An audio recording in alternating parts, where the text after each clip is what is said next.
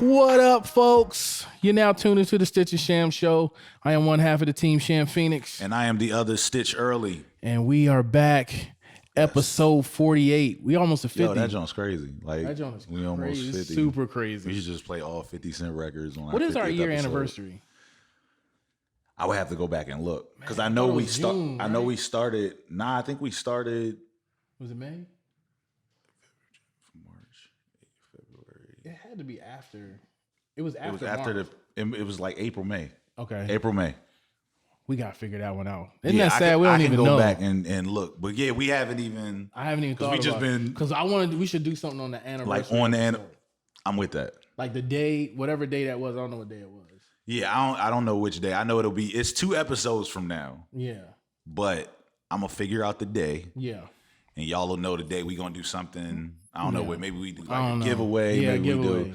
You know what I'm saying? Yeah. Maybe we can do a giveaway. Do something. And then we'll do something for the 50th episode. We got something special for the 50th episode. Yeah, we got something special. Yeah. Definitely want to say thank you to everybody who has went and followed us on SoundCloud.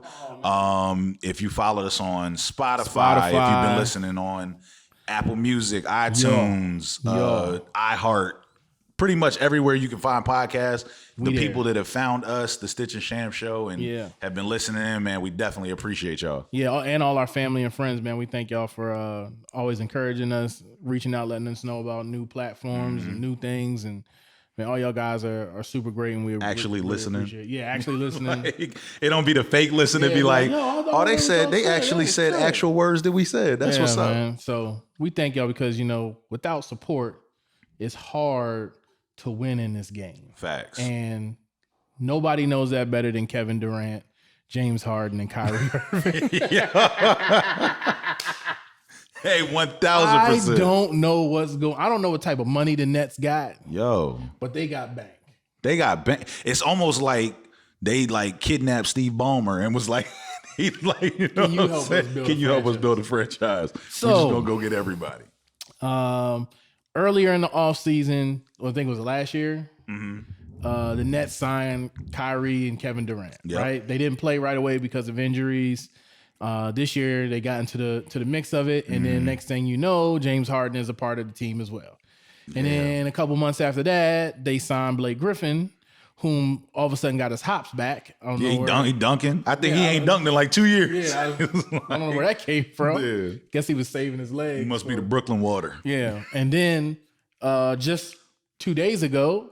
Last night. Was it last night? Last night. They signed LaMarcus Aldridge. I think the Spurs worked out a buyout. Yeah. And LaMarcus Aldridge became a free agent, and now he is a Brooklyn Net. The latest member of the Monstars. Oh my goodness gracious, bro. I was like, because I texted you, I was like, what is going on, man? Have y'all not signed everyone? When you text me, because I seen everything that I saw up to that point was like, it might. Yeah, it was because I thought he was going to go to LA. Initially. And I thought he may even go back to Portland. Like I was like, man, he might even return back to Portland, And when you text me and was like, yo, he's with the Nets, I was like, I didn't even know that they was looking. I thought their roster was full, personally. Didn't think that they was looking. I did. So now it's like, I wonder how they're going to do the DeAndre. Is he just going to be? I think if they're smart, you just let. Well, this is the thing. LaMarcus will spread the floor. Mm-hmm.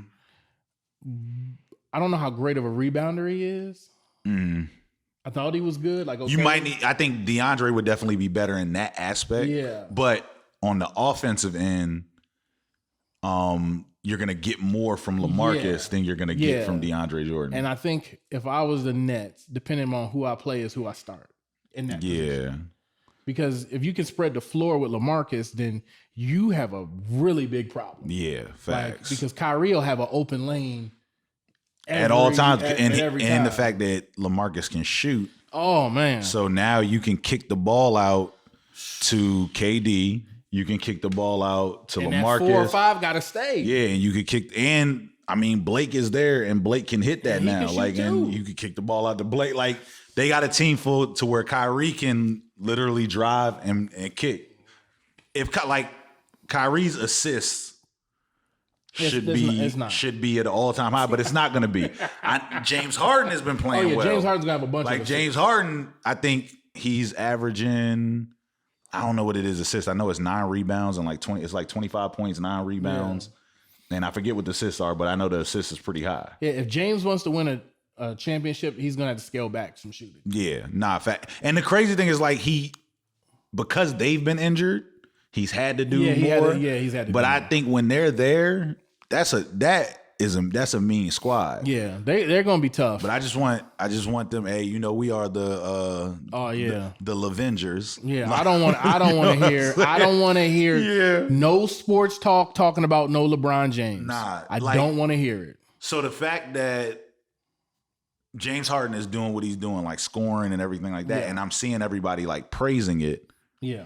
But when LeBron was on the East and doing everything, it was like it was looked at as a negative. Yeah, you'd be like, oh, it's the East. It's just the East. Whereas now, and LeBron wasn't doing that in the East on, a superior team at the time. No. Like, I give it to you. LeBron, the only team, me personally, that I feel LeBron played with that was like, okay, I'll give you I don't even think it's a super team, but like where it's a great team is when he went to the Heat. Yeah, that's it. Where you have D Wade and Chris Bosh. Yeah. Other than that, he got Shaq with a messed up toe. He had Ilgauskas and Boobie, Boobie Gibson, and then when they did win, it's like yes, he had Kevin Love, but he had a different version of Kevin Love. And Kevin Love stayed injured. Yep. And Kyrie stayed because he injured. Injured his shoulder. Kyrie was injured, so it wasn't. And then even when he was with the Heat, Dwayne Wade was hurt. Yeah. So I'll give as far as the fact that like yes, like KD with the Warriors. That right there, that's a super team. Yeah. Like, that's crazy. With the Nets, pending everyone being healthy, that's a super team. Yes. Like, LaMarcus Aldridge, if your starting 5 is LaMarcus Aldridge, Kevin Durant, James Harden, Kyrie Irving, and Blake Griffin, that's an all-star game. It is. Like that's an all-star game. At least it was like 5 years ago. Like 5 years ago. Yeah, 5 years ago. I'm pretty sure we could find an all-star game where all of them was in it. Oh, most definitely. Like where all of them was in it. Not a problem. Yeah. Not a problem at all. So it's definitely an all-star game. And so it's one of those things that I feel that when you look at like even the Cavaliers, the LeBron Cavaliers team, I feel that the guys that like Kevin Love making the all-star game was because he was playing with LeBron and the record and things. Oh yeah, of course. Nobody in Cleveland is going to the All-Star game. And for me, Kyrie hasn't proven to be a winner since he's been in the league. Yeah.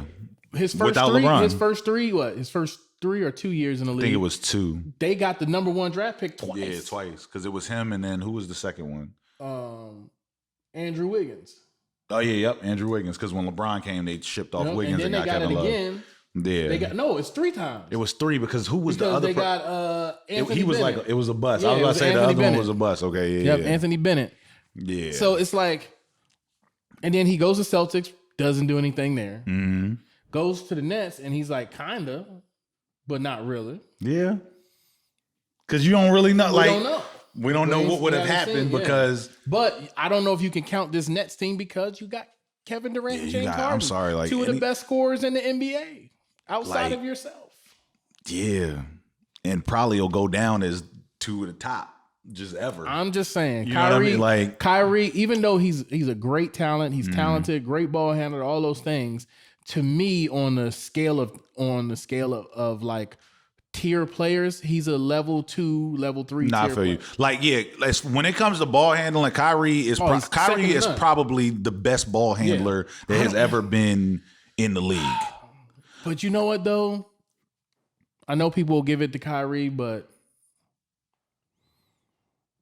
Steph is nice too. Steph has handles. Like, and I agree. Steph has handles, but Kyrie. He's more of a wizard with the basketball. Kyrie is I've seen, and I think you could say because Steph doesn't always have the ball in his hand. Yeah. Like they move that around a lot. You might see Draymond bring it up. You might have saw Kevin Durant bring it up. Like, you know what I mean? I've seen Kyrie in situations where it's like how he get out of that. Like how did he put the ball in the position that he put the ball in to get out of that situation? So, and I'm just speaking just ball handling situations. And that's why I say I agree. Like when you see Steph and just his ability to dribble, but I don't think Steph has been put in because he's not the dominant ball handler. Yeah. He hasn't been put in as many situations. I think his handles get outshined by his shooting. Who? Steph? And I could agree with that too. Yeah. Because most people would say he's a better shooter than ball handler. Yeah. So it's like, and that's why when you go to Kyrie, you don't go to shooting, you go to ball handling and his layup package. Yeah. Like that's what you go to. He's got a tough layup package. Like his layup package is like second to none. Like that joint is the angles and everything like that. But even what's name is a tough ball handler too. People be sleeping on James Harden's.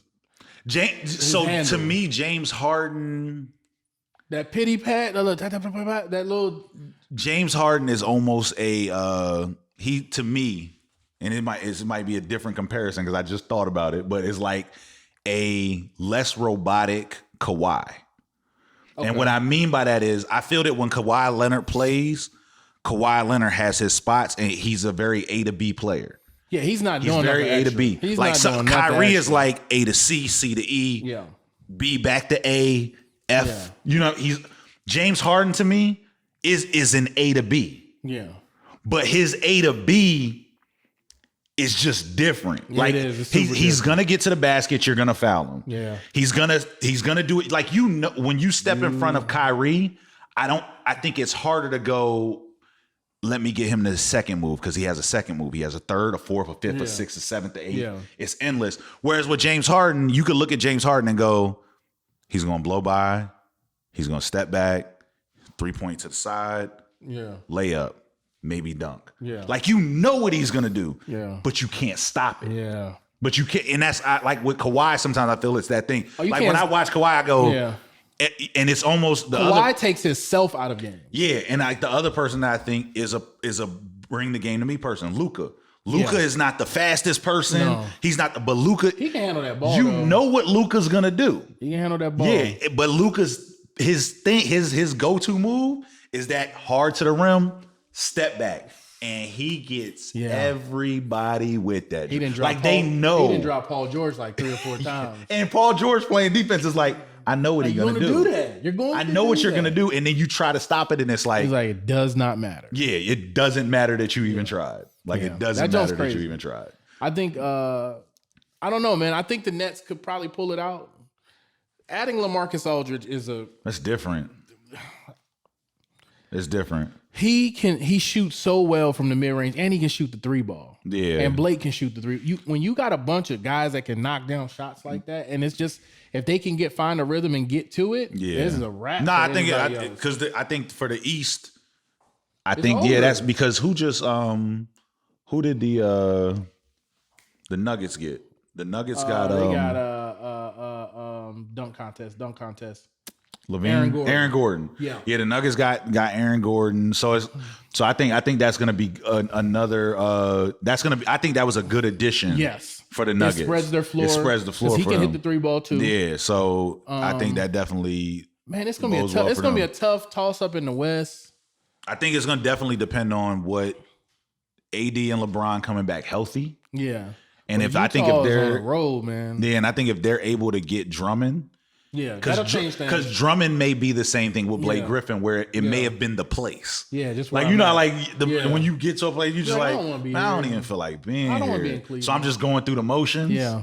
You know what I'm saying? Whereas like when LeBron is in Cleveland, you love playing with LeBron, so you'll deal with Cleveland. Yeah, I was in Cleveland, all right. Like Cleveland. I've never been to Cleveland. Never been to Cleveland. Never been asked. And I'm pretty sure that's how people feel playing with Giannis. Yeah, in Milwaukee. I would not be in Milwaukee. I love playing with Giannis. So I'm gonna be out this joint. Yeah. Utah. Yeah, it's that way. I love playing with Devin. You know what I'm saying? So so I think that those types of things are the things that I think will help it. Yeah, I think I don't know. I just see them taking it now. Yeah, I hope. I thought it would be a little sketchy with Blake Griffin, but LaMarcus Aldridge is just a different. He's a different kind of cat. And if he can be the LaMarcus Aldridge, he can't be the Spurs LaMarcus Aldridge. He can't be that. He has to be like that Portland. And of course he's older, but LaMarcus's game has always been. It wasn't like he's always had a pick and pop type. It was like, yo, I'm gonna take this open mid range joint, or I'm gonna hit you with this turnaround. If those are effective shots still for him, There's nobody's gonna beat the Nets. But my thing is just when LeBron was on the East, everyone was like, "Oh, the East is soft. The East is so easy." Yeah, they said that about the West. So now that a bunch of the dudes from the West went to the East, I just need y'all to keep the same energy. Bruh. You can't don't make it like the East is so tough. Yeah, don't make it, because I think at the end of the day, when you do that, it only, and you may be correct, but it lessens your argument. Yes. It lessens your argument. First of all, their arguments are trash anyway. We knew it from the beginning, and it's only played itself. And I think that heightens it. Yeah. Just when you're like, nah, it's whack over there, it's whack over there, it's whack over there, and then your favorite player goes over, and you're like, oh man, nah, that joint is decent. Like, I don't know what y'all was talking about. Be like, no, it was you talking about it. Be like, don't do that. You know what I mean? So like, it would remind. So like on Monday, I think it was Monday, you hit me. Yeah. You like, yo, check out this video or whatever. Yes. And so go check out the video. I do some research, whatever. And I'm like, okay, I'm seeing this uproar like on Twitter and things like that. Crazy. And so I didn't really know about it. Yeah. To get y'all hip, Derrick Jaxn. He's a love guru or a specialist or something. Yeah. And so when you sent me the video, so I'm like, okay, all right, I see the dude. He cheated on his wife. You know, got caught cheating a few times on his wife, and they did a video. So I'm watching the video, whatever. So I'm like, I didn't really see the big deal. Yeah. I was just like, and didn't see the big deal in the sense of like, okay, he got caught cheating, and now he's talking to everybody about it. Yeah. So then when I do my research, I'm like, oh, this is why. Oh, so this is why. Oh, so he's been talking down about dudes who have cheated and been like coaching their wives to like leave them and stuff like that. So that's why everybody is in an uproar over this. Just like, what in the world? Yeah, and like I said, I've never seen him before. I saw him a couple times. I saw him a couple times in passing. Like it'd be on my feed or something will be related, or like Ryan. How I found out about him was through Ryan Davis. Okay. Because I guess him and Ryan Davis had like a back and forth. I kind of like. Okay. And I think he's had that with a few people. Yeah. And the other time I saw him was when Kevin on stage shared his thing about John Gray, the pastor, because him and John Gray got into it too. Yeah. So. Because he spazzed on John Gray, right? He spazzed on John Gray because John Gray was accused of having an affair. I remember. I don't know if there was ever any evidence about it or anything like that, or like they just like buried it. But that was the thing, and that's when I saw him too. And I don't know if it was Kevin on stage that shared it, or if it was Ryan Davis that shared it about like the back and forth. Okay. And so once I seen that, I was like, oh, okay. And then when this came out, I was like, oh, that's that dude, Derrick Jaxn, that Ryan Davis was talking about. Okay. So I went and watched it because everyone was talking about it. Yeah, like there were these memes that were coming about him and his wife, just a picture of him and his wife sitting. And I was like, I want to see what this is all about, because they made horoscopes and everything. Well, I know, and then I know after looking further, I guess him and Lil Duval. They had a falling out. Him and Lil Duval, I guess, have been going at it for a while, Okay. I guess Lil Duval has been saying like, yo, this dude be out here. He probably out this joint doing what he's getting on everybody about. He's probably doing. So when it happened, Lil Duval had all of these memes and stuff on his IG, just like clowning him, because it's like, okay, we all know, as far as when it comes to relationship and marriage stuff, like cheating is a no-go type of thing for most. I'll say for most people, because for some people, I don't, because I don't know. Like you could say Will and Jada. Exactly. Might be okay with because everybody's situation is different. And so for me, when I saw it, like, and me and my wife had talked about it and was talking about the Derrick Jaxn thing, it was like, it was more of the fact that he was a person. Like, all right, you cheated, you got caught cheating, you and your wife worked through it. Great. Bravo, work through it. But when you are the person downing other people, and then you end up going through the same situation, you can't expect people to just be like, oh man, we're rooting for you. Everybody's going to go, yo, you got 15 videos and all of these dudes that got cheating, you was tearing them down, telling their wives to leave them and stuff like that. But now I'm watching a video of you saying, man, we working through it. I don't think we have any remorse. We don't have none. So it makes people not have remorse for you. Yeah, I don't have it. And that's why it's one of those situations that I always be like, I would rather just not judge people. Exactly. Because I don't know where life is going to take me. I always tell people, because they always ask, they go, "Oh man, you and your wife been together so long. Like, how's that?" Like, I wish I could tell you. Yeah. That it was all self-discipline and all things like that. It might have been the choices I made that have allowed me not to put myself into positions like that. But when it comes to the future, I have learned, don't say what you won't do, because it will be presented to you. Because you never know you never know what's going to happen. Like, and so like the example when me and my wife had talked about it, it's like when you have kids, like, I think that's like the best example. And you have kids and your kid is a child and you're like, man, my kid's going to grow up. They're going to go to college. They're going to do this. You have this plan and that you starts unfolding. And then the kid becomes 19, 20, 21 and college doesn't happen. And, they don't have a job and you know what I'm saying? And certain things and you go, oh man, this wasn't what I thought was going to happen. But imagine if I was to talk down on someone else's kid and be like, oh, your kid don't got no job? Or your kid doing drugs and stuff? Like, what? And then the next thing you know, you're in that same situation. Yeah. So I think that you can disagree with something. Yes, you definitely can disagree with something. Without downing the individual. Yes. Like, and I think we talked about like when everything happened with Kirk Franklin and his son, it's easy to go, hey, you shouldn't be talking to your kid like that. How dare you? You're a parent. Why would you curse at your child out? It's easy to do that if you've never had a child who has made you want to curse them out. But if you've had a child that's made you want to curse them out, then you see what Kirk did and you go, like, oh, man, I've been there. And you may even say, after being there and working through it, you might go, hey, Kurt, you probably could have handled that differently. Like you could have hung up. You could have hung up on him and not let him push you to that point. So you may be able to handle it that way and give advice on maybe how to handle it, but to tear the man down because of a shortcoming or something like that, I think that's the issue. And I think with him, that was the biggest thing with Derrick Jaxn, was the fact of he tore people down and then he found himself in the same situation.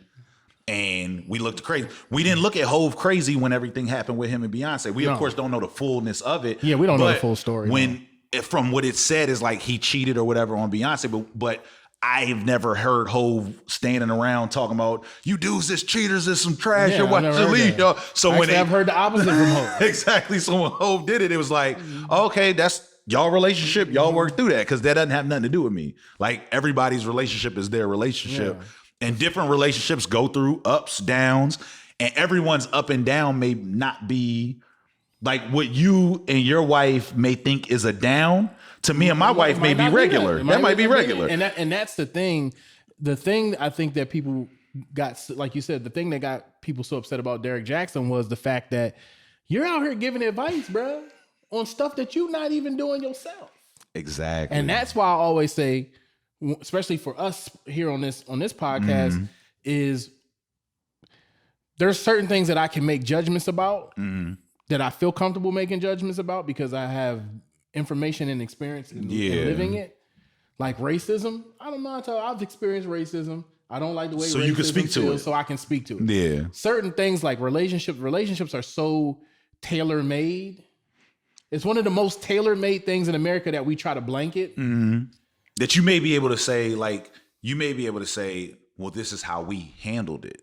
For instance, so like there might be a couple, right? They like swinging. That's what they like doing. The husband's okay with it. The wife is okay with it. And their marriage may be, they may have the greatest marriage ever. Hey, if that's what y'all do, that's what y'all do. That don't mean that me and kids gonna start swinging. And that don't mean that that I'm supporting. Like I'm like, yo, everybody go out and y'all should. Because their marriage is great. But that's for them. That's what y'all do. And if y'all swing and it's popping in y'all marriage, and that's what y'all do. Good for you. It's good for you. So that's the thing. Like, and even if I wouldn't have any experience in it, so I can't speak to it. Yeah. So you dial back from it, or even giving advice on it. I'm not going to be like, I wouldn't tell people you should swing because I don't know. Because I don't know what that. But I could also, I think the other thing is like I feel that you don't have to agree with something in order to understand something. Oh yeah, you definitely don't. I don't feel that like a person has to have kids to understand where Kirk Franklin is coming from. No. like I feel that you could go, well, no, I've dealt with individuals, and me dealing with individuals, it made me feel like this. Oh man, I guess I could see where you're coming from. That's like you can have an understanding of we've even talked about in the sense of like understanding how cheating can happen. I can understand how it happens. Yes. Doesn't mean that like, oh yeah, go do it. Like you know what I'm saying? You should, yeah. But so if you find yourself in that position, I'm not going to judge you. Exactly. Especially when I don't because it ain't nothing. It ain't nothing for me to judge someone else. Before. I've been that person before. And I've been judging people, and then you get into life and you start living it and you start understanding how things work, and you go, oh, yeah. Now I understand why this happened. And then you start looking at things differently. You're like, yo, you view stuff. I know. Yeah. You were unhappy. Because we didn't when we were, I don't know if we thought about happiness at that, you know what I'm saying? Like, it's a fleeting thing anyway, like in general in itself. Like, it's not something that's going to happen. Because it's a feeling. Happy every day. Yeah, it's not. You're not going to be sad every day. And the things that make you happy every day might not make you happy every day. It might not. There's going to be some days where you just be like, yo, I'm about to have waffles today. I'm super excited. And even like we talked about with like a Andre Drummond, where it's like, I'm pretty sure he's happy playing basketball. Oh yeah, but he don't. But where he was playing basketball, it's like I'm just not happy here. He'll probably be super happy in LA. Exactly. Like, I'm in LA. This is what's up. So it is one of the things, like you said, it's a fleeting thing. Yeah. So when you're younger, you just look at the act itself and go, that's bad for me in my sight, and I don't understand why it should happen. And therefore, if you did it a bad thing, then you are a bad person. And that's the thing. We attach the deed to the person's character. Yeah. There might be some people out there that the deed and their character match up 1,000%. All the time. Sometimes, but I know people. Yeah. Like I know people. And that's why I say even with Derrick Jaxn, I don't know him like that. Yeah, I don't know him, so I can't. By what he was saying to other people. And then when they came home, it was like, so it automatically makes you think of him. But it's like, I know people personally, like that I know who have been in those situations, and I can say like, nah, like that don't really match up with the person that I know. Like I don't look at him that way. Yeah, you know what I'm saying? It was a mishap. I don't look at her that way. Cool. Y'all cool, no problem. Yes. Like I get it. You know what I'm saying? Like, so you can have an understanding of it, but I think when you start, anytime you start pointing fingers at people and start downing them, I think, and not even just in a cheating situation, I think in any situation with how people are living or, things of that nature. You're asking for trouble for You're yourself. asking for trouble because you may be the same person that might end up in that situation. So it's like in the Bible, it says, he without sin cast the first stone. Yeah. I can't be throwing those stones. Yeah. Like, you know what I'm saying? Like, I'm good. I'm going to keep my stones to myself. Yeah, I hold all of my joints. Because when you start throwing them joints and they start ricocheting, you just never know, bro. You never know. So, and that's I think just in life. Yeah. You just never. Like last night, I showed Kia a picture of Liz Cambage. You know who Liz Cambage is? Nah. She like 6'8". She played for the Las Vegas. What they? The Las Vegas Aces? No, does she play for Las Vegas? I forgot who she plays for. But she's like this chick from Australia. Super gorgeous. Okay. And I showed Kia. Yeah. Because Kia was like, Johnny, one of her cousins had posted the picture. Yeah. And I was like, oh, that's Liz Cambage. Yeah. And my wife was like, she was like, how you know? Why are you so excited about Liz Cambage? How you know how to pronounce her last name? I was like, oh, because I was like, I got a little crush on her. Nah, hey, you know what I'm saying? And she was like, what's she do? I was like, she's a basketball player. So then I showed her pictures of how tall she was. And she was like, and Kia was like, yeah, if you ever walk through the door with that chick, she can have it. She can have it. She's 6'8". I can't do nothing with 6'8". I can't do nothing with Kia will get tossed by 6'8". She might just pick Kia up and be like, where Mark at? You know what I'm saying? But so like in my mind, because we always say these things, right? We pick superstars because they're the farthest away from what we can actually touch. But in reality, right? So like because my wife knows that I have a crush on Liz Cambage, she'll keep her eye out for all the light-skinned girls over 6'8". That's 6'8". Is because if one pop up, it's gonna be like, that could be a problem. So that's you know what I'm saying? If any youngin come around looking like D Wade. So now if I come on this joint and say on this microphone and say, I'm not attracted to girls who are like 6'8" and play in the WNBA. What are you talking about? And then you find out, and you find out, crush on Liz Cambage. You're gonna be like, Yo, dude. Bro, you just said you didn't. That's a total. Said you ain't rock with that. And that is what happened to Derrick Jaxn. Like, oh, women are queens and all this. And like, but you're not even treating your wife that way. Exactly. So how you gonna and it's like, and my thing is like, it's not even that. Like for me, it wasn't even the women are queens thing, because it's like, I feel you could be a cheater and still think that women are queens. Yeah, you can do that. But when you down other men for what they're doing wrong, when you're doing the same thing, like it's almost like seeing somebody who's smoking cigarettes and being like, yo, you smoking, you know that kill you? Like you trying to kill yourself, or like what is you doing? Like you out here smoking and stuff, like you know you putting that foulness into your body and stuff like that. Hey man, you got a light? You're like, wait that person is gonna look at you like, what are you talking about? Yo, what was the point? You just wasted all that breath on me. You about to do the same thing I'm doing. That Jones crazy. Like you know what I'm saying? Like you're doing the same exact thing. That was crazy. Yeah. So when oh, son. So his job is to do side by side videos of like John Gray's situation, these situations that he talked about. So this Negro pulls up a video of his video and decides to analyze the video in third person. Like as if he was talking about somebody who ain't in the that's video. Not him. Like it's not him. It was the son.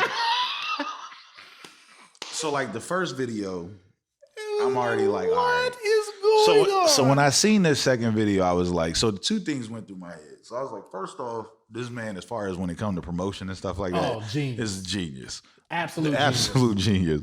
But watching it, the whole time I was just looking at him like, what is wrong with you? Why can't you just sit down? So he sits in the car. So I think that's where he does majority of these advice joints from, is like from his car, from what I've been told.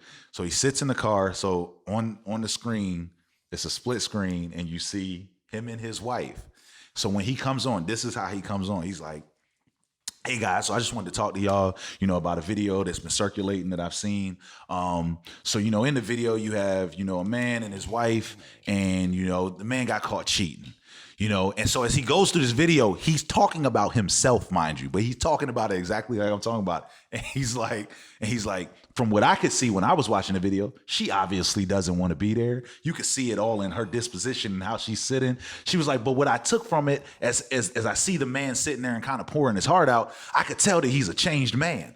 He is talking about his daggone self. Then he says, the person in the video is Derrick Jaxn. Yeah, exactly. Yeah, the person in the video is, and I'm like, you Derrick Jaxn. Like that we could see you. Like, it might have been even different if he did a voiceover. Yeah. But we are seeing you. We're watching you talk about you and your wife in the video. It was crazy, man. And I don't know, man. It just makes me, because this is the other thing. Yo, that joint was funny. No women have actually come forward, right? I think it's only been the one. Yeah. I think the one woman that came forward. There was one. I think the one woman that, and from what I heard, is like the one woman who was the initiator of the. Yeah. Excuse me. She had came out and said like, I think like he had been paying for like trips for her and her girlfriends and. Oh, okay. Because at first I was like, yo, this is starting to feel like. Punked. Like it wasn't real. Like he was. Yeah. So there was one. Only because you have this other guy, Kevin Samuels, who is getting a lot of press for doing the opposite of what Derrick Jaxn does. Yeah. Right? He basically tells people you're not good enough. Yeah. Right? And I started to feel like after this came out, and I was like, where are these ladies at? That so-called 12 women that he's with, or however many years he's been cheating or whatever. Said it was something like 4. It was like, and he said it was a range from like sleeping with women to paying for stuff, the conversation. And I was like, well, where are all these people at? And then I was like, oh, I see what this might be. I started to feel like Kevin Samuels was getting that press. So he had to do something. Like, I got to do something to flip this thing on its head. Son, the reason I came over here laughing, so I don't know if you saw the video of his wife. Oh yeah, with the army joint. She's like, this y'all call this a bonnet. This is not a bonnet. This is my helmet. This is a beret, and it is my helmet of salvation. Yeah. And this y'all see army fatigue. This isn't army fatigue. This is my breastplate of righteousness. And the only one that can save Derrick Jaxn is Jesus. And it's like, those things are true. I love the Lord, and He is the only one that can save any of us. He's the one that can save any of us. That's cool. But please don't do that on video ever again, because I'm gonna laugh every single time. Because that funny. joint was hilarious with the bonnet, and I was like, she looked like an extra from Judas and the Black Messiah. So, I was like, I don't know what's going on here, and it just started spiraling into total comedy after that. Basically, and so even when you hear other people speak about it, like, so when I was listening to the Joe Budden podcast, they brought it up, and we're talking about him. They was like, but that's why I say I think it feels like a ploy. No, but I'm, and that's why I say the marketing part of it. Like, I feel it could be real, yeah, but it's the after effect. So okay, this happens. All right, the in the society that we live in now, most people that are in a public position are looking at how can I now capitalize off of whatever tragedy or whatever, whether even if it's something that I caused. Yeah. How can I flip it? How can I flip it? The Kim Kardashian effect. Yeah. How can I flip it? Oh man, I got a sex tape with Ray J. Yo, I wonder if I can flip this and I'm gonna get some money from it. Now I'm a millionaire. Yeah. You know what I'm saying? So it's almost that to where it's like, yo, I know people love watching car wrecks. So a lot of reason, like with Tekashi, it wasn't, oh man, I love his music. It's like, yo, I want to see how this ends. Because I think it's going to end. I think it's going to end how I think it's going. I just want to watch. I want to watch the building burn. Yeah. Like, and I think that's what it is oftentimes. So you'll go and you'll watch. Like, I couldn't watch him talk about himself the whole time. Like, I got it. But you have people that will sit and go, yo, this is hilarious. Yeah. And then what do? You go, yo, watch this. Yo, watch this. Yo, watch this. So what ends up happening is you find people that do certain things like for those reasons. So like I know on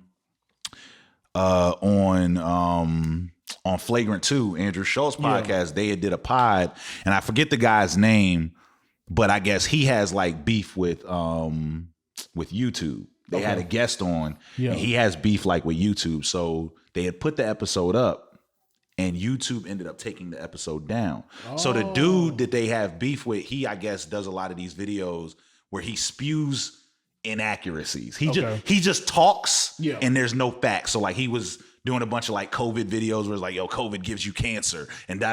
Yeah, like and he doesn't have any facts or anything like that, but he just does it. Gotcha. And so they had a lot of people, a lot of advertisers that complained and was like, we don't want you putting our videos on his. So when they did the video, I think Andrew Schultz and them said that it got more views than any video they've done. It was like 2 million views, like quickly, like 1 million in a week, like quickly. Yeah.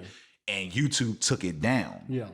And one of the things that they were like, they could understand is in the sense of one of the guys on the pod was saying, YouTube may have took it down to stop anyone else who watches the show and looks and goes, I need to go find more material of this guy. So that, but also the person that is the person sitting at home that goes like, yo, he gets 2 million views from just spewing whatever. Okay. Now I'm going to go do that. I'm going to do the same thing. And that's the world that we've came into where it's like a Derrick Jaxn who goes, oh man, I got caught cheating.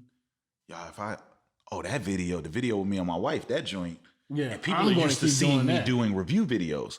Y'all, what if I reviewed my own video? Yeah. They probably lose it over that. Yeah. And then you do it. So now you got, you know what I'm saying? So it becomes a thing of like clout chasing almost, where it's like man, I'm going to do, I'm going to do the thing that is going to make people run to it. You know what I mean? Yeah, it's super whack. Yeah. So it was something that I saw that I was just like, I get it. Yeah, I get it. Like because of views and because of how we get paid off of and stuff like that. It's the thing. But he already had books and stuff too. Like and like I don't know how that has affected his sales of books, but like I'm pretty sure it's still people. I'm pretty sure he's lost people, but I'm pretty sure he's gained people who didn't even know about him. Like I said, I didn't know about him until this week. Yeah. Like I didn't know about him until this week. Yeah. You know what I'm saying? Yeah. So the information was crazy, and just how it just unfolded in like, I say like 2 or 3 days. Yeah. It's like national. And with social media, it goes quick. And then quick. Like the other thing that I was telling you about, one of my favorite podcasts. Yeah. The podcast I was able to go to right before COVID, you know what I'm saying, hit last year. Went to go see them in PA, is the Joe Budden Podcast. Yeah. And for the last 2 episodes, The last, I think, 2 to 3 episodes, Rory and Mal have not been there. So I remember, so like I remember, like I was telling you, because I listen every week. I listen on Wednesdays and Saturdays, and now it's almost like in hindsight. Yeah. Like at the time, you kind of go, because we have a different friendship. Yeah. Like I've seen, like I always say, like Andy and Hassan. Andy and Hassan was always the friends that like we saw them. It was like, why are y'all even friends? Like y'all just be down in each other, fighting. Like, y'all be fighting each other. You know what I'm saying? So on the pod, you have Parks, who's for the most part pretty laid back. Yeah. Maul, who's pretty chill. Rory, I would if there was the one with the spice, it would be Rory. Like Rory is gonna say exactly how he feel. He gonna snap back if he feels something is being said incorrectly. Yeah. And then you got Joe, who is the larger than life personality, as we've seen, you know, from Everyday Struggle. You know what I mean? And just if you've been a Joe Budden fan, like, you know, the Wu-Tang situation, you know what I mean? All those types of things. So in hindsight, over the past few months, him and Rory have kind of been like, yo, is they gonna fight? Like, is it like, it feels like that? Because you know, like how you can tell when something is like, ha ha ha, like, oh, we joke like this. Yeah. And then you could tell when it's like a joke, but it's like, but is it like some realness behind that joint? I'm gonna tell you another podcast that was like that, and you just didn't know. Yeah. And you didn't see it then. You didn't see it until after it happened. Oh, okay. Righteous and Ratchet was kind of like you felt like there was something there, but you ain't really know until after, and then you're like, oh, something must have happened. Exactly. I don't know if it was like as bad as I thought it was, and maybe in my mind, but like you could tell there was something there. But even with them, it was speculation, because we would be like, yo, what's going on? Yeah. And so of course, when the last Wednesday didn't have a pod, then the following Saturday they had one, but Rory and Maul wasn't on the podcast. Yeah. So as a listener, you know, I'm listening. I'm like, okay. And then you know, Joe is like, you know, hey, they on a little vacation, you know, whatever. So it's like, you go, okay, are they though? Like, is that really? So of course, I guess Twitter must have went crazy and is like, yo, where Rory and Maul at? They ain't on no vacation. Like, what's going on? Yeah. They ain't on the show no more. They're like, we don't believe because as much as Joe is it's the Joe Budden podcast. Yeah. Rory and Maul are just as big a part of that pod, making that pod. I wonder though, as Joe. I wonder if the newfound fortune has lifted these things to the surface. It may, but I honestly feel it's a little deeper. Like I often would hear them say on the pod, and you, of course, I'm not them, so you didn't know if it was like a joke or not. Of course, with them having a bunch of stuff going on, like you would hear them say at times like, y'all, we don't really talk until the pod. Yeah. Like, oh man, I ain't talked to y'all all week until the pod. With me and you, we talk throughout the week. Yes. We have conversations that don't have nothing to do with the pod. So like when we're coming into the pod, and it was something Joe said on one of the last 2 episodes, and he was saying like, man, like, I don't know if Rory, I don't know what his home situation is like.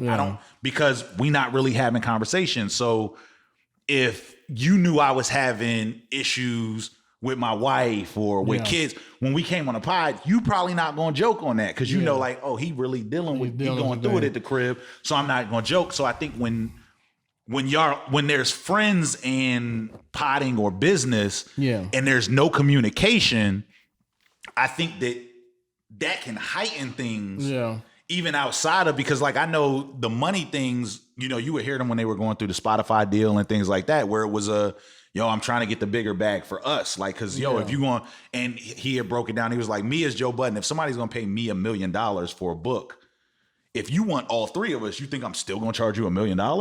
No, I'm going to up that because you want them too. Like this is, you know, us as a collective. So so I think there were just deeper issues just outside of the pod that I guess may have never been addressed. Yeah. And then once it gets to a head, it's almost, and like me and my wife literally had this conversation yesterday. It's like sometimes even in marriage and relationships, we let things build up. Yeah. You know what I'm saying? So like I compared it to like a pile of clothes. A pile of clothes doesn't start off as a pile of clothes. A pile of clothes starts off at one pair of drawers. Yeah, or a shirt. Or a shirt or a pair of socks, like on the floor, and then it gets piled, and then at the end of the week you're looking at it, you're like, dang, it's gonna take me all day to fold these and put this room together. Whereas like, if I'd have just put that in the hamper, if I would have folded that and put that away, now I know what's clean, I know what's dirty, but I addressed it when it happened. Yeah. And I think in some of those situations, like with that one, I think things weren't addressed when they were happening, and it was just like, just put it aside. It's nothing. Yeah, it's nothing, and then it becomes something. Yeah, yeah. I think the biggest thing, it will always be communication, and if they stated that they're not talking, then they got to figure out why they're not. If they started, they are talking. So that's the one thing he did say. He's like, yeah, I talked to him. I'm talking about when you said that they don't communicate. They normally don't communicate. Gotcha. I agree with that. If they didn't start out that way, now you got to figure out why did it become that way. And that was the thing. Because like, I think one of the things Joe said, he was like, yeah, when I talked to them all, I was like, I want y'all to come back.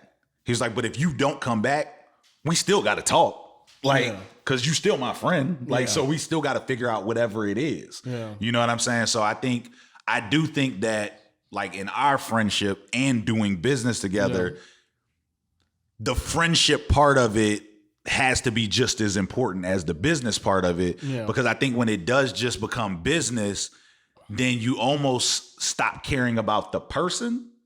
Like, you know what I'm saying? Yeah. You almost like don't think about the person. And so for us, like if we're gonna be like doing a pod or something like that, and Sham hits me, is like, yo, y'all got to take the kids to over here, or I got to do something.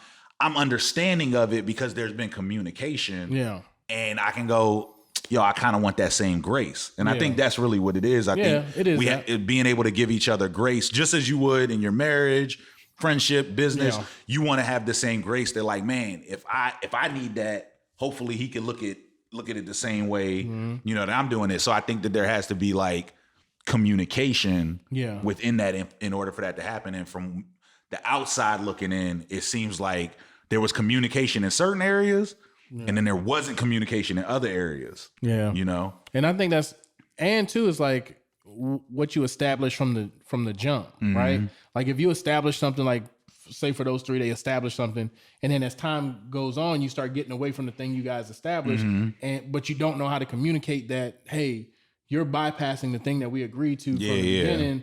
I think that could be also a thing too, because I know a lot of times, especially between friends, they jump into business together without establishing boundaries. And to say, if we get to this point, then we have to evaluate this business decision where we stop, and it could affect our friendship. Exactly. And we gotta know where we're going to jump off the cliff and where we're not. Yeah, what lines is going to be there.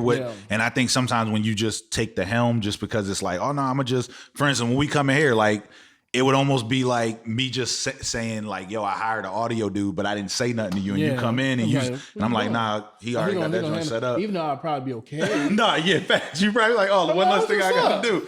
But it's like one of those. But if you weren't and you were like, yo, you ain't want to say nothing, like, I would have brought my laptop. Yeah, like I done brought up my stuff. Like, is this coming out of our pockets? We ain't talked about where the bread is coming from. We ain't discussed nothing. And then I'll be like, and it could be a situation that's for the better. Yeah, it could. But because there was no communication about it. Yeah. Like, even if I'd be like, man, you should at least let me pick the engineer dude. Like, I got a dude that I know that would have been perfect. Like he brought the wrong mics. Yeah, you know what I mean? Exactly. That type of stuff. Yeah. And it's like, oh, I ain't even think about that. And now it's like, oh, okay. Yeah. But and then that also brings in like, yo, what else he gonna do without asking?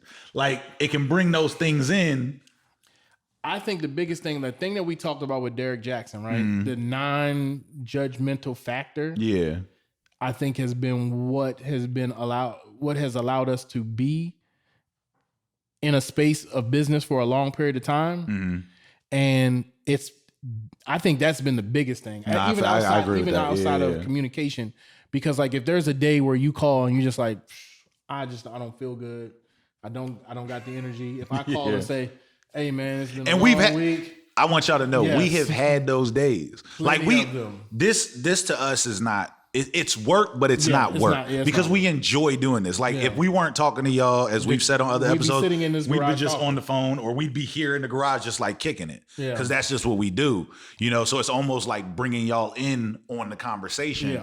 But there are times, and there have been episodes where we've been like, yo, hey, let's shoot another day, because like if we shoot today, you about to get me in this joint. I'm gonna be in this joint. They gonna be looking like, yo, is he good? Does he want to like, is he being threatened to be to be sitting there? Like, is there somebody off camera? You know what I mean? So it's like for us understanding that, giving and being open space to that, and like you said, knowing the boundaries and things of that nature, to where it's like he's never gonna call me a minute before we about to start, like, no, I can't make it. No, I'm gonna tell you that a day ahead.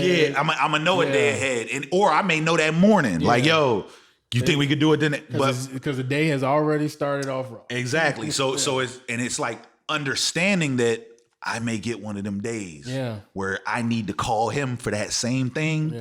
I can go, yo, that's cool, no problem. Yeah, we do that joint, because I want the same grace that if I do it, it's not like, nah, man, like, yo, we said this day and this time, like, what are you doing? But I think that, again, that's another thing that we talked about off the break. It's like, listen, our families and the things that we got going on around the pod will take precedent over those things. So it's not, so now when you call me, it's not a surprise. It's not like, what do you mean you're not dedicated? Yeah, exactly. Like, no, I need to take care of my family, dog. Like, if you can't understand that, then maybe we shouldn't be doing this. But we've been in those. And I think too, I think just lessons that you've learned through life. Oh yeah, you gotta apply them. We were like, the one thing that I'm starting to realize, like, as I get older, is how life seems long, but it's very short. Yes, it is. And it's crazy. Like, as I get older, like when I think and I go like, dang, this how old I am. Like, I'm right around the corner from this. Like rounding, this, like rounding the turn, like for real. Like I'm leaning on the side, like ready to grab the baton. Like, hey, let's go. Like, I get that joint. So you almost, things that before you went through it, like you were saying earlier, when you haven't been through certain things, when you haven't went through things, you can kind of be judgmental. You can say, this is what I'm going to do. This is what I ain't going to be doing. What I'm not going to be doing at this age is da-da-da. And then situations happen and you go, here I am. Okay. Here I am. I could kind of understand how you would do X, Y, and Z. I could understand, you know what I'm saying, why this would happen. So it is one of those things that you do have to, like you said, set guidelines. And then also just think to yourself, like, man, is this what I would want? Yeah. You know what I mean? Would I want him to give me that same type of answer? And because of things that we've been through, I mean, from teenage years to now, different situations we've been in with different groups and things like that, we've seen what we've enjoyed and what we've liked, and we've seen what we didn't enjoy and what we didn't like. We ain't doing that. So when we came together, it was like, what we won't be doing is any of that. Yes. Like, you know what I'm saying? Yeah. We could do this. And there's certain things that going through it, we have to figure it out. Like, oh man, yo, we were sitting too far on the one joint. We got to do this different on this one. Hey, talk up. Hey, you know what I'm saying? Like, where we can critique ourselves for the betterment of whatever it is that we're doing. But the communication has probably been our biggest thing. We communicate all the time, just about almost everything. Yeah. Facts. To where it's not, like you said, things don't become a surprise. Yeah. Like, you might say, oh, yo, yeah, Malik got games this weekend. So, like, I'll let you know. So I'm looking at the weekend like, all right, if he say, nah, cool. Like, I know what's going on. And if he say, cool, I'll be prepared. But if it's a no, it's not a problem. Like, if I talk to you on a Monday and be like, bro, you know that maybe by Sunday you be like, he might not want to. And we may even say it. We may even say it at that point in time. Just like, we might be like, yo, let's just do a Zoom joint, like a little 30-minute joint, throw it, and then we'll pod next week. Yes, you know what I mean? Because and that's the biggest thing is that we have laid those guidelines out. It's the process has been has been tested and tried. And it's like, okay, so everyone's open here. We can make. Okay, and it makes it makes for a better show. Yeah, it does. Because you're all in. You're getting us. Yeah, you're getting us at our best. And if we're not, we'll say that joint like, yo, it's been one of them weeks. Like, I'm here but it's been one. And I think there's been times where it's like, yo, I'm tired. But I'm not too tired to not pod. Yeah. It's just that I know right after I'm podding, I'm going and shutting it down. Like, you know what I'm saying? Bruh. Shutting it down. It's just like, you know what I always think about, and this is, I'm going to make it relate. Mm-hmm. But like those last couple episodes of Martin, that last season of Martin, it was just different. It was. And even before we knew what was actually going on, we were like, it just seemed like, different. Gina and Martin not in the same scene. Yeah, but they on the same show. And you'd be like, something's and just like when those dudes come up on the screen, you're like, where Rory and Mar? Like, nah, and that was when, because on the episode normally start off, someone's talking, whether it be Joe, Mal, Rory, Parks, music come in, and the episode starts. So I'm listening. So you like, yo, why I'm Vib light skin? Like, bro, you like, what is going on? You like, how? Why she? Hold up. Like if this doo doo doo and then you'll come on and then it's just Zoe and Christian's over here. You're gonna be like, shout out to Christian. You be like, but your mind is automatically gonna go, oh, wait a minute. Hold up, you're gonna say, yo, where's Sham at? Like, I don't know. I don't understand what's going on. Exactly. And you may even watch the episode. You might watch, and like I said, I sat. Yeah. And it wasn't that it was a bad episode. Yeah. It was still a good episode, but and it's crazy just like how you can become like attached to something. Yes. And so it wasn't even that. You want that. I just would rather hear Mal and Rory like talk with Joe and Parks. So it's like Ice had a lot of certain opinions and things like that. I like that. Some stuff that I rock with, some stuff that I was like, Ice, you wildin'. Yeah. Like, and then Savon, I rock with Savon just because I listen to Savon's podcast. So but I would rather listen to Savon on his podcast. It's just like how I felt about, like, it took me a while, but after Doughboy left Righteous and Ratchet, I was a little bit That's a perfect shaky. one. But then after I kept watching more episodes of Kev and Angel, I was like, what is their, what's their joint? I know, and I know the here's initials. the thing. Here's the thing. I was about to say ACT. After the repetition of Here's the Thing, I was like, I like Here's the Thing more than I like Righteous. Yeah, because it brings a different dynamic. I think it's more well-rounded now. Yes. Righteous and Ratchet to me was more jokes. Yeah. And they talked about other stuff, but it was more joke driven, whereas their chemistry and everything on Here's the Thing, I don't know, it's just different. Yeah, it's a different chemistry. And the crazy thing is like Kev has a family sense with both of them. Mm-hmm. Like, it was a sense of family with both of them. But the show, like you said, is a lot better with Angel than it is with Doughboy. And you know what would have been different? We would have, in my opinion, and we would have probably felt different about it. Like, there's so many examples that's popping in my head now. Like, it's almost like this is the one I wasn't even thinking about this until I just saw David Ruffin. Like when David Ruffin would get tossed into a new group, we good. We kind of want. We want what we got. We want what we had. Yeah, we want what we had. Yeah. So, but the one that I thought about was Everyday Struggle. Like Everyday Struggle with Joe was like gold. And like, then when he leaves, and you get, I don't want to hear these people. It was like, man, it was good with Wayno. It was still a good show. Yeah. But because of what Joe did, it's like you were wanting that. Yeah. You know what I'm saying? So it's like listening to the show. It was still a good show. I still listen. I listened this past Saturday. Yeah. You know what I mean? But you still be like, man, when Rory and Mal coming back? Like when is you want that? It's familiarity. Yeah, familiarity. That word and comfortability. Those two words right there be them. Yeah, your mouth juices. So. Like, I don't know, familiarity and comfortability. Them two words, I be crushing them Jones.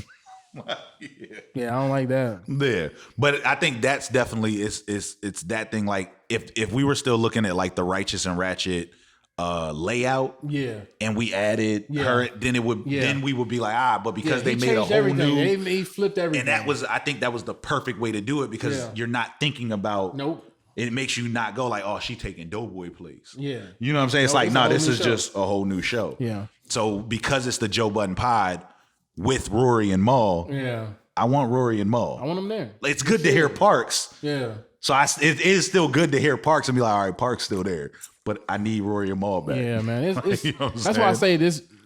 business in general, especially now, like again, you got to have your guidelines, you got to have your things in place, your safeguards. It's just like any relationship, right? Nah, for sure. You put things in place and safeguards in place to keep things running smooth and keep the doors of communication open. Yep. I hope that they find their way back to the show and they can figure things out. Yeah, for sure. It is definitely podcast. as friends, because I know that them guys as friends. Yeah. So of course working that out, but definitely like a lot of stuff that I've done within podcasts and stuff that I've looked at it like, oh man, once we started doing the multiple cameras and stuff like that, it was looking at the Joe Budden podcast. Yeah. It was seeing them go from, like I said, when Marissa was there and Rory couldn't read emails that well. Like that was like in the beginning, that was the joke. Like they would do an email session and like Rory hated reading them joints. Yeah. And you saw it grow from that to like